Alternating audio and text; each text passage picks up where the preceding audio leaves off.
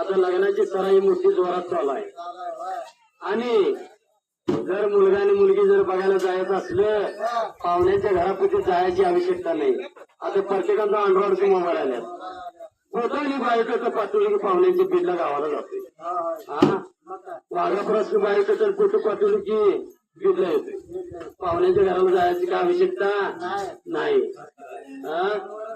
फोनवरून पंचायत रास बघायची, रास रिवाज कुठली जात अमुक तमुक बेडक सगळं बघायचं. आणि पाहुण्याला बायोडेटा फोटो पाठवायचं आणि काय म्हणायचं, बघा बघा कुठे जुळत या